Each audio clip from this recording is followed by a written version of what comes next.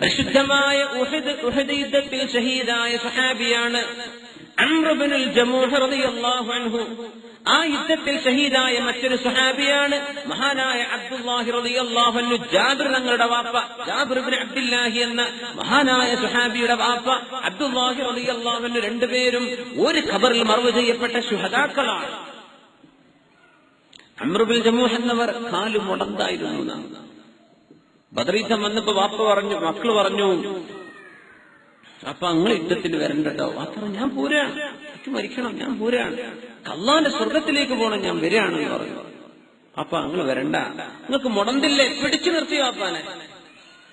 ബദർ യുദ്ധം കഴിഞ്ഞു വന്നപ്പോൾ ബദരീങ്ങളുടെ മഹത്വവും ബദരീങ്ങൾക്ക് അല്ലാഹു നൽകാൻ പോകുന്ന പ്രതിഫലവും ലഅല്ലല്ലാഹു തആല അലാ അഹ്ലി ബദരിൻ ഫഖാൽ യഅമലൂ മാ ശിഅ്തും ഫഇന്നി ഗഫർതു ലക്കും. ബദരീങ്ങളോടല്ല അല്ലാഹു പറയുന്നത്, നിങ്ങൾക്ക് വേണ്ടതൊക്കെ ചെയ്തോളി, ഞാൻ നിങ്ങൾക്ക് പുറത്തു തന്നിട്ടുണ്ട്. യാ അല്ലാഹ്, നബിയേ ഉഹദ് യുദ്ധം നടക്കാൻ പോകുന്നുവെന്ന് ഞാൻ കേൾക്കുന്നു, നബിയേ എനിക്കങ്ങോട്ട് വരണം, എന്റെ മുടന്തങ്കാല് കൊണ്ട് സ്വർഗത്തിലേക്ക് കടക്കാൻ എനിക്ക് ആഗ്രഹമുണ്ട് നബിയെ.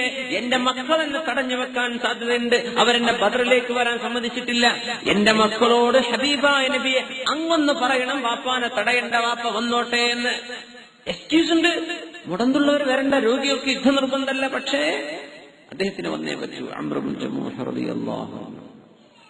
അത്ഭുതം, ആ ലോകം അത്ഭുതമുള്ള ലോകമാണ്. നമ്മൾ വേറെ പല വിഷയങ്ങളാണെന്ന് പറയാനുള്ളത്, ഞാൻ ആ വിഷയത്തിലേക്ക് കടന്നിട്ടില്ല. ചില ആമുഖങ്ങൾ ഇതിനെ സംബന്ധിച്ച് മനസ്സിലാക്കാനുണ്ട്, ചില വിഷയങ്ങൾ. ഉഹദ് യുദ്ധം നടന്നു.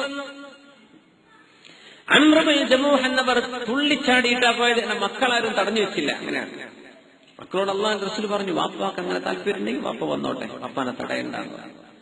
അങ്ങനെ വെച്ച് മുടന്തം കാലുകൊണ്ട് വാളെടുത്ത് യുദ്ധം ചെയ്ത് ഷഹീദായ അംർ ഇബ്നുൽ ജമൂഹ് റളിയല്ലാഹു അൻഹു.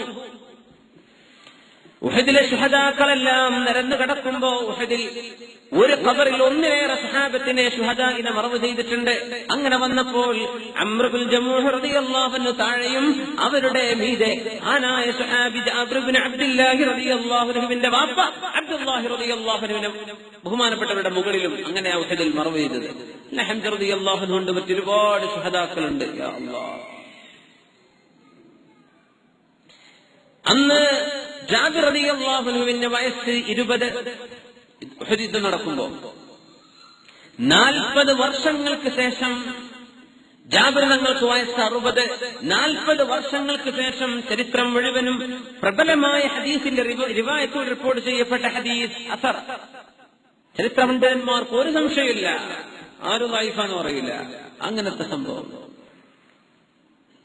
40 വർഷം കഴിഞ്ഞ് ഉഹദിന്റെ മലയിൽ ശക്തമായ മഴ പെയ്തപ്പോ, ആ ഉഹദ് പരിസരങ്ങളിൽ മഴ പെയ്തപ്പോ, ശക്തമായ മഴവെള്ളപ്പാച്ചിൽ വന്നപ്പോ ഉഹദിന്റെ ശുഹദാക്കളുടെ ഖബറിന്റെ മുകളിലൂടെ വെള്ളം വലിച്ചുപോയി.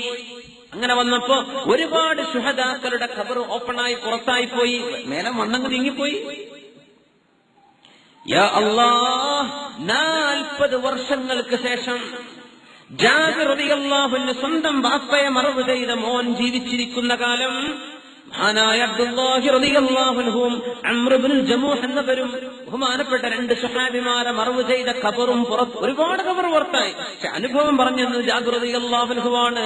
എന്റെ വാപ്പയുടെ ഖബർ തുറന്നു വന്നപ്പോൾ വാപ്പയെ ഞങ്ങൾ കണ്ടത് എങ്ങനെയാണോ വാപ്പയെ മറവ് ചെയ്തത് അതേ കഫംപുടയിൽ. അപ്പാക്കൊരു കുഴപ്പവും പറ്റിയില്ല. മഹാനായ അംർ ഇബ്നുൽ ജമൂഹ് റളിയല്ലാഹു അൻഹു എന്റെ ഉപ്പയുടെ താഴെ കിടക്കുന്നു, വാപ്പയെ എടുത്തു മാറ്റി രണ്ടാമത് കഫൻ ചെയ്യണം. അംർ ഇബ്നുൽ ജമൂഹ് എന്നവരെ മറ്റൊരു ഖബറിൽ കുഴിക്കണം. അങ്ങനെ ബഹുമാനപ്പെട്ട അംർ ഇബ്നുൽ ജമൂഹ് എന്നവരെ പൊക്കിയെടുത്തപ്പോ അവരുടെ കൈ നെറ്റിയിൽ ഇങ്ങനെ ഒട്ടിപ്പിടിച്ചിട്ടുണ്ട്. അന്ന് മഹാനായ സ്വഹാബിക്ക് നെറ്റിയിൽ ഒരു അമ്പ് തറച്ചപ്പോ ആ അമ്പിലിങ്ങനെ അമ്പ് വലിച്ചൂരിയിട്ട് കൈ ഇങ്ങനെ വെച്ച് ആ മുറിവിലാണ് മഹാനായ അംർ ഇബ്നുൽ ജമൂഹ് റളിയല്ലാഹു അൻഹു ഷഹീദാകുന്നത്.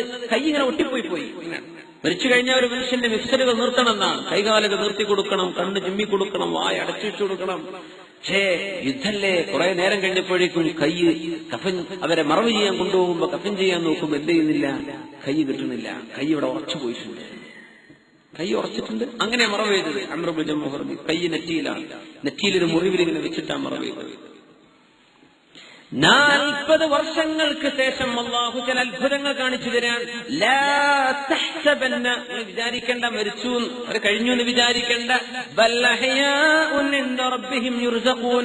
ശുദ്ധ ഖുർആനിന്റെ പ്രത്യക്ഷമായ അർത്ഥമാണ് ഈ പറയുന്നത്. അതുകൊണ്ടൊന്നും ശിർക്കും കുഫറും അല്ല മുമ്പിലെ, അള്ളാഹുവിന്റെ ദീനല്ലേ ഇത്, ശുദ്ധ ഖുർആനല്ലേ ഈ പറയുന്നത്. അവർ ജീവനുള്ളവരാണ്. ബൽ അഹ്യാ.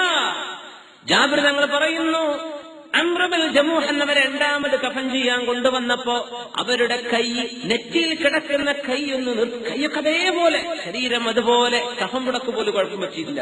40 കൊല്ലം കഴിഞ്ഞിട്ട് ഒന്നും സംഭവിച്ചില്ല. ആ കൈ ഞാനൊന്ന് വലിച്ചു നോക്കി, ഒന്ന് നിർത്താൻ പറ്റുമോ എന്ന്. ഞാൻ ആ കൈ ഇങ്ങ് വലിച്ചത് ഒന്ന് ശക്തിയോടുകൂടെ വലിച്ചപ്പോഴേക്കും അംർ ബിൻ ജമൂഹ് എന്നവരുടെ നെറ്റിയിൽ നിന്ന് രക്തം പൊടിഞ്ഞത് ഞാൻ കണ്ടുവന്ന് മഹാനായ ജാബിർ ബിൻ അബ്ദുല്ലാഹി റളിയല്ലാഹു അൻഹു എത്ര കൊല്ലം കഴിഞ്ഞ്? 40 കൊല്ലം കഴിഞ്ഞ്. സുബ്ഹാനല്ലാഹ്. അവിടെ തന്നെ വെച്ചു, അങ്ങനെ തന്നെ മറവ് ചെയ്തു. രണ്ടാമത് صلوا على النبي محمد وآله. اللهم صل على سيدنا محمد وعلى آل سيدنا محمد وبارك وسلم عليه. اللهم صل على سيدنا محمد وعلى آل سيدنا محمد وبارك وسلم عليه. ഒരുപാട് സ്വലാത്ത് നമ്മുടെ ഹബീബിന്റെ ഹളറത്തിലേക്ക് എത്തും. അള്ളാഹു എത്തിച്ചു കൊടുക്കട്ടെ, അവിടുത്തെ അള്ളാഹു സന്തോഷിപ്പിക്കട്ടെ.